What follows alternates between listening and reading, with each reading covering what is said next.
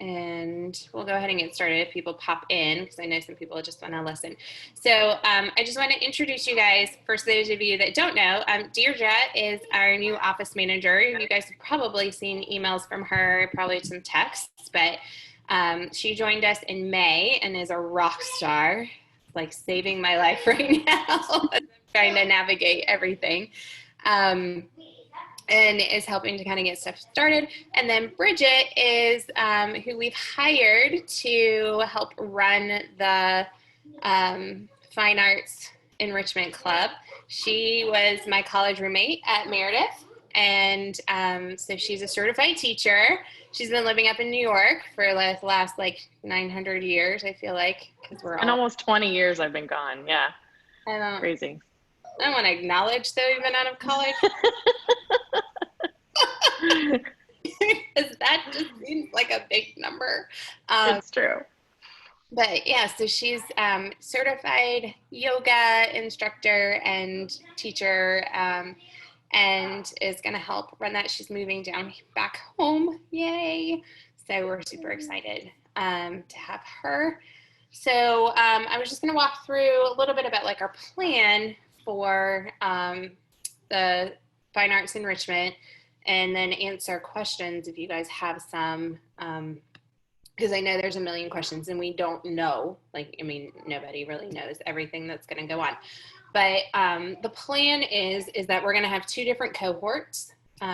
We are definitely looking at having the kids who are strictly virtual school being cohorted together, and then the kids who are in the Plan B transition in, out, we don't know, possibly around other people, kind of in their own cohort. So, because I know for people choosing virtual only, that we did for our family because of Reagan's asthma, I don't necessarily want her exposed to people who've been with a bunch of other kids.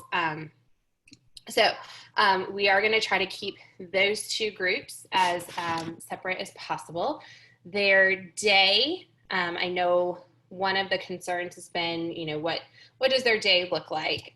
We have heard from the schools, and the idea from the schools is that they are going to reach out to where, not all of them, but most of them, planning to reach out to where childcare is being offered and sending the schedule for the live instruction. So then that way, whether they're at the Y, they're with us, they're at home, that we have that schedule. So our goal is to make sure they're showing up to all of their lives, all of their live instruction, that they have assistants and are working through their remote instruction, what those individualized assignments are, that independent work, but also making sure that they take a wiggle break every hour, because that's super important for kids. Doing some brain activities, some different brain breaks that we all know and love. And then also making sure that they do some mindfulness activities. So we're planning to give them yoga every day, kids yoga, which is really good for helping with stress relief, just getting their bodies moving. We'll start the day with doing some of that so that their brains are ready and active. And then we also want to make sure that they get some fine arts enrichment. So we'll have, a dance class, we'll do music, we'll do visual art. So they are getting those things because, we are very hopeful that they will continue to get those through their school, but it's really going to be dependent on each school and how they can handle doing all of that, and what that rotation is going to look like. It may just be a, kind of, hey, if you have time. So we want to make sure that they are getting that creativity as well.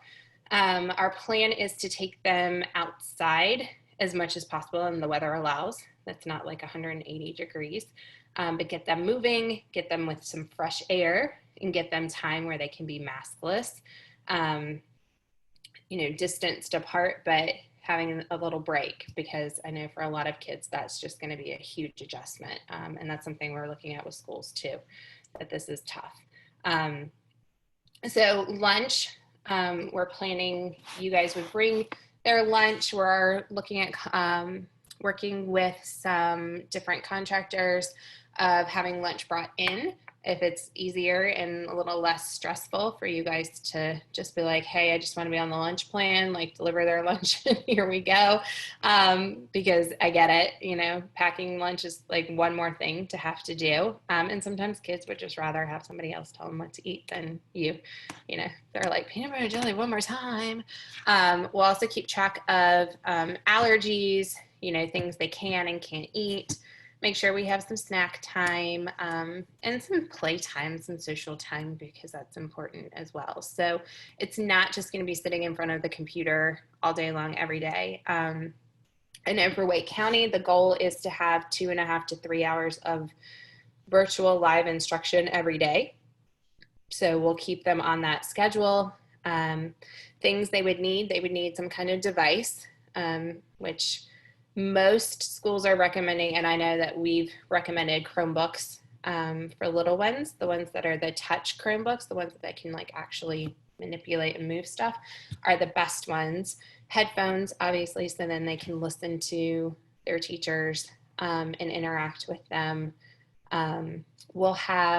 We've ordered tables, 10 of the little tables for little kids, like, have little legs, and chairs. We have 10 of the bigger tables, like banquet kind of tables for the older kids.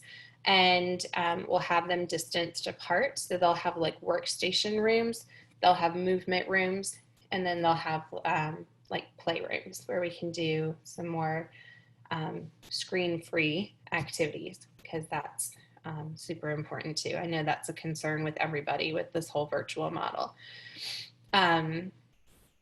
So that's the goal, to definitely help everybody out, give your kids a place to go with people that you trust, and that they can be loved, and make sure that they get their stuff done. Because it's hard to work and make sure your kids are doing school at the same time and not go crazy. We get it. Like, we absolutely get it. So we'll have Bridget there. We also have another teacher that we're working on hiring. We'll also have a front desk customer care champion. So there'll be 3 adults there to help monitor, to disperse, and keep track of what's going on. Our plan is to kind of in each of the work rooms have like more of an elementary age room and a middle school room as best as we can, but also keeping those virtual kids and then the in-person kids. When we go in person, we don't know when that's going to be, but when we do go to the in-person, just trying to keep them a little more separate, because we do know that there's reasons why everybody chose what they chose. And then we'll get an idea from you guys as far as how you feel about that. If you don't care, that's totally fine. If you do and you need to keep them into their own cohort, we'll go with that. But yeah, and so that's kind of the plan. We are planning to do, if you guys do multiple weeks, which I know is hard to do if we're not sure, like, when do we go back in person? I don't know if that's going to work or not, but we were going to do packages for so many weeks and have a discount with that, because, I know this is extremely expensive. We're trying to keep it to where we just cover the cost of our adults in the space, and try to not get crazy with it. This is definitely not something that we're looking to be like, ooh, we're going to get rich off of this, because that's not the point at all. We just want to make sure that kids have a place to go, and a place that they want to be too, and not sitting and staring at a room and, feeling like they're like locked in a box, and or not getting to go out and like do stuff either, right? Because their whole world has been completely turned upside down, and school's not the same, and even virtual school's not going to be normal. So we feel like they need connections with people, each other, but also with adults that they can know and trust, and know that they can work with them. So any questions? Anything you guys want to know? Otherwise, I was going to let Bridget talk about, I'll eventually talk about, like, what are the hours going to be? So hours are going to be 8 to 3, which is typical-ish school day.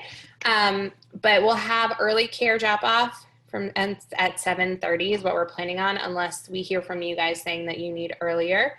And then we'll have extended care in the evening if we need that to have them go past. We were planning on maybe having like a second dance class or second kind of arts class for them from 3 to 4, and then seeing if people need beyond that. We start getting other kids into this space about 4:15, 4:30 for acro. So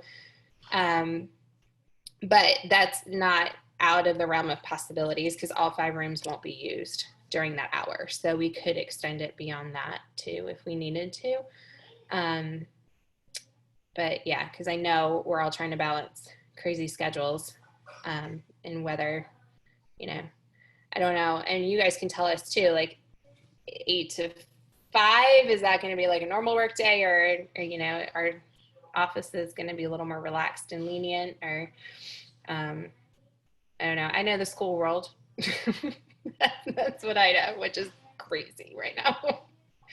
But yeah, I mean, we're pretty open and flexible to hear what you guys need because, like I said, that's our goal. So. Do you know like what kind of interest, I mean, you've had so far? Like, do you know how big the groups probably will be by chance? Yeah, so we're going to limit it to no more than 30 kids total. So thinking 2 groups of 15, and then we can kind of break them from there. We've had, Deirdre can probably answer that better. Do you know where we're at number-wise now? Yeah, so there's been about 50-ish inquiries on the form we sent out for folks to be added to our list. So that's a lot of the external folks who don't dance as part of our studio. And just from inside the studio, we've had a lot of questions. So there's a decent amount of interest in this.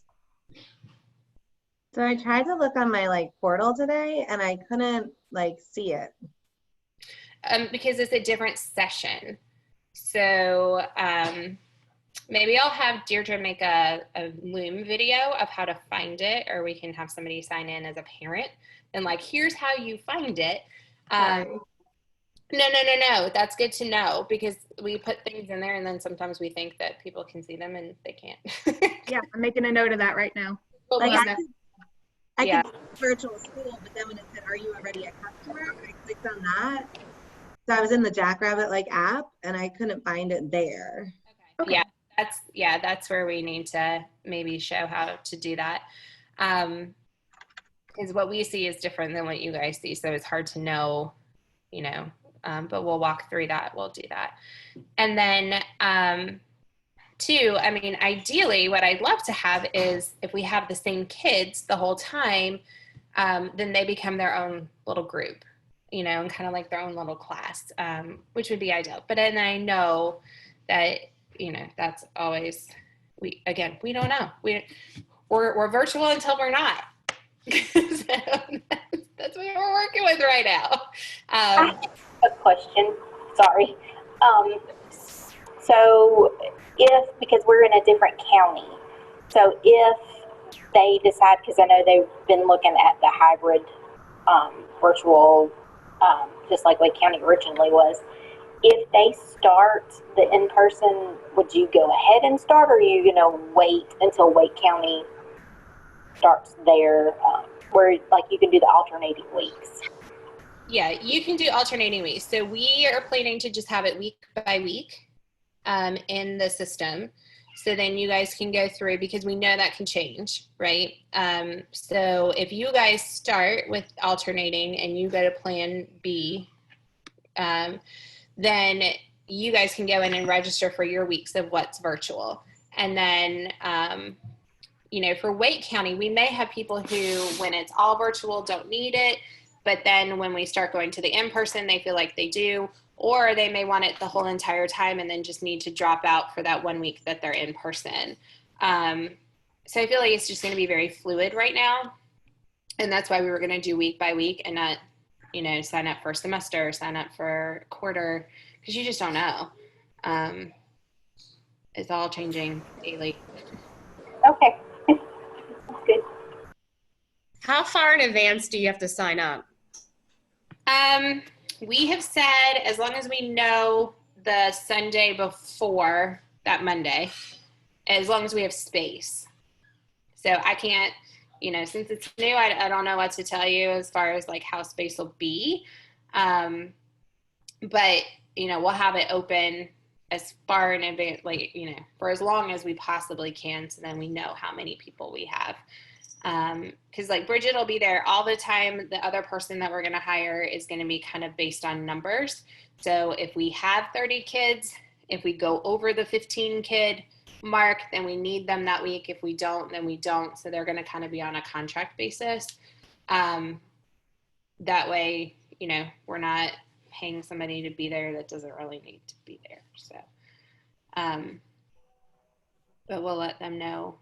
We'll have a good idea by that Sunday.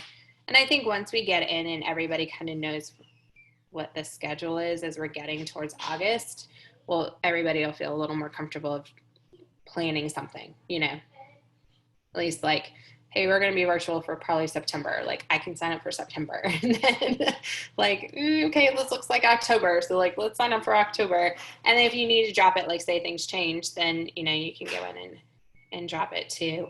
And we'll be really flexible with that as well, because we know things are changing. That's absolutely. Bridget, you want to talk about kid yoga? Sure. Hi, everybody. So yeah, as Megan said, I am currently living in New York, and I am on my transition back to North Carolina, where I'm originally from. So I'm excited to actually take on this endeavor with Megan. And I have to say, all of my mama friends, I have a daughter going into second grade, and even with a background in education, having her home and virtually learning, and I was running a business, a yoga studio at the time, it was chaos in our house. And when Megan and I, when she told me about this idea, I was like, bam, I'm in, that's me. I'll be here, check me off. I now have a move date. I just have to live with Megan, that's all. So I am really excited about this, and in a lot of different ways. And I'll tell you, all my mama friends up here are wishing that we were up here as well as down there, because I think that this is going to be a really important thing for kids. I have taught middle school and I have taught elementary grades. I taught middle school in Holly Springs and I taught elementary grades in New York City. So I have worked with both ages and kind of gauged the ins and outs of both elementary and middle school, and as well as having a daughter who's in second grade. And I think that this is going to be such a really powerful thing for these kids to have this year, because as you all know as parents, virtual learning can be just as difficult on them as it is on us, if not more. So having that social interaction, I think, is really important. And then also bringing in this really great arts aspect, because I am a dancer and a yogi. So having both of those arts abilities, and I'm kind of a not very well Pinterest crafter. So, bringing in all of these things, I say not so well, so don't hold me to it. But just having a little bit of that arts enrichment and mindfulness for the kids to come to every day. Some of the ideas I'm having are things like a mindful moments and mindful phrases for our days, things that we can really reflect on and talk about as we're all kind of weathering this crazy time in our lives, right? And so the kids really need a way to ground and stay present and stay focused, just like we do. And it's something that we really work deeply with our daughter on at home, is this concept of kindness and mindfulness and presence and feeling what you're feeling, but also understanding that, we're all grounded and safe and loved. So having that aspect coming into your kids' day, I think will really be helpful, and hopefully will then feed back into your home. That's what I'm hoping, is that, the kid comes home a little bit more grounded, a little bit more mindful throughout their day, not quite so frantic, not quite so crazy and confused. And we all hopefully are again, able to weather this storm that we are in, this crazy time that we are in together, and giving the kids a place to feel like they're safe during the day so that they can do their learning, but also grow as individuals during this time as well. Yeah, and one thing that, as far as their dance class and their arts enrichment, one thing that we're going to work really hard on is also adding multiculturalism into it. So the dance classes, the music classes, the things that we do for the arts enrichment isn't necessarily the same thing that they're getting at the studio. We're not going to do like the ballet, the tap, the jazz. We'll look at this culture or this country, and here's how they do, this is their music, and this is how they dance, and this is the art that typically goes with it. So there's definitely more of that educational aspect to it as well, and just building that cultural diversity and awareness, because that's so important right now too. So yeah, so that'll be a lot of what they do in that, because I know, you know, for the ones that are dancing, it's like, oh, you know, are they gonna get like the same class that is already going on? So something that they don't normally get. So all right, well, any other questions? Or I know we're all kind of still building the plane as we fly it, so. That all sounds super awesome. Thank you. This might have been a question that was asked earlier because it's more of a logistical question, but Megan, did you say that the intention is to be open all year long, like for the whole school year, 2020-21? Yeah. I know some people are doing virtual for the whole year. I mean, my kids were virtual for the whole year. Yeah, and I mean, and honestly, this is going to be going on for at least this year. So, and then, you know, our plan too with this, like going beyond this, is with track out camps, that we'll start doing this kind of idea with track out camps. I know one thing that we didn't talk about was like the days that they don't have school, that they wouldn't have assignments from their teachers, you know, but it might be like a day that you have to go to work, like election day, or I'm assuming we're still keeping the normal, like, days off, random days off, work day schedule, who knows? But you know, if there are days that like aren't school days, we'll have like daily rates for those. So if you just need that day to have covered, but, and we'll try to keep the daily kids separate from like our cohort kids, but we'll do more like camp fun stuff. And those will be kind of like fun days. So it may be like, oh, today's an international day, we're all going to do different international activities, or today we're doing rainbows and unicorns, so like everything's going to be around that theme. So it'll feel more like campy than it would like school, because you know. Oh, sorry, go ahead. Yep.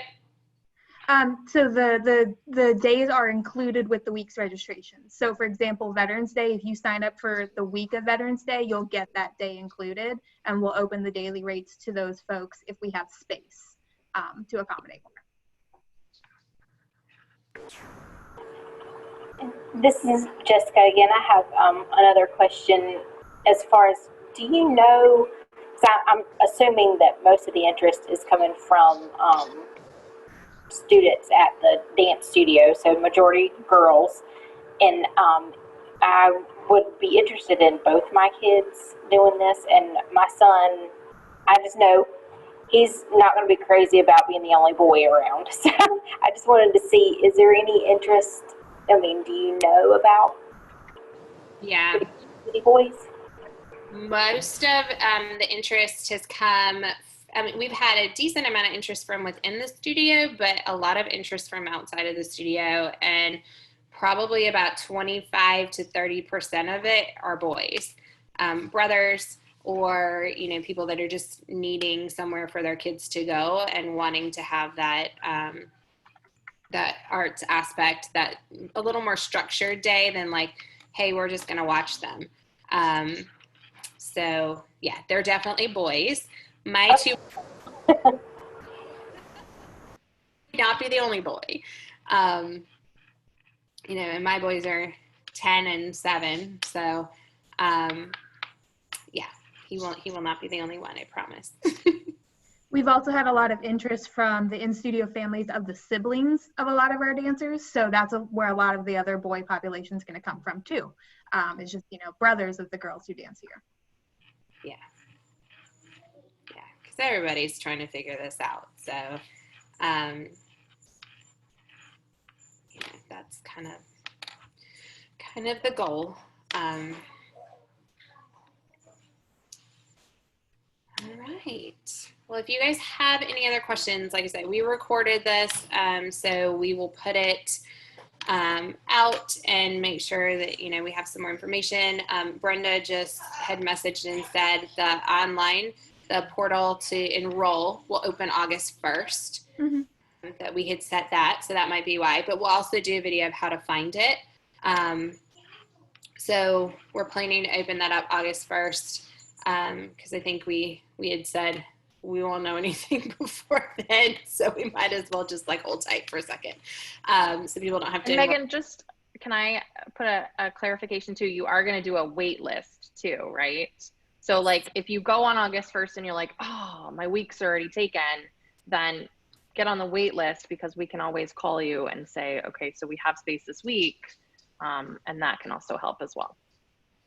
And then just, you know, and share it with people that you know. You know, you guys have your friends and your groups of people. The more that we can kind of fill it up with our people and the people that you guys know and trust and love, and your kids have friends there too, the better that is for everybody. So, you know, I think that'll be really great. But we just wanted to make sure that now that we have this big space to have stuff, all in one spot. I'm so excited.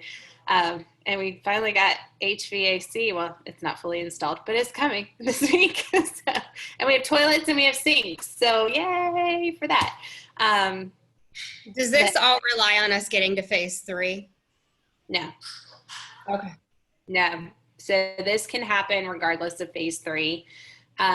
So we're good. Like, we've been in contact with Wake County. We've been in some meetings. Deirdre sat in on some meetings with Wake County Public Schools, knowing what their kind of parameters are, their suggestions of things. We're on the list for their people as like a private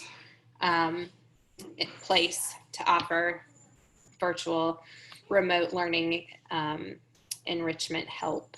So, yeah, no, once August 17th hits, we're good to go. So, and then as far as dance goes, we're working on that. We got some plans. So dance will start August 24th. We got it. So life will get somewhat back to normal, just in a couple of weeks, hopefully. Just our new normal, you know, so, but yeah, so masks, devices, headphones, their own water bottles, you know, just like you would for school. And then we'll try to have, you know, some comfy places, some different activities, everything keeping the same. So it's, you know, Ziploc baggied markers and those kinds of things. Lots of hand sanitizer, all the hand sanitizer. Trying to learn how to do those PVC pipe things, you know, where they just like step on it and it squishes it. The band teacher today figured out how to do it with like some kind of instrument drum. Pretty cool. It was pretty cool. So I was like, oh, I need to build one of those. Yeah, so. All right, so if you guys don't have any other questions, it's good to see faces and good to see people. And we'll open that up, and then you have our email. You guys can also text. We have textability now. We are so cool. So the studio number, you can text it, and we can text you back. We've gotten so fancy, y'all. Thank you, guys. Quarantine for 4 months, right? Like, creative. All right, so we are looking forward to it, and hopefully we can help you guys out and give you a good safe. Thank you for doing this. Oh, you're so welcome. Yeah, I look forward to meeting amazing. you all and your kids. Yay! Bye. All right, bye, guys.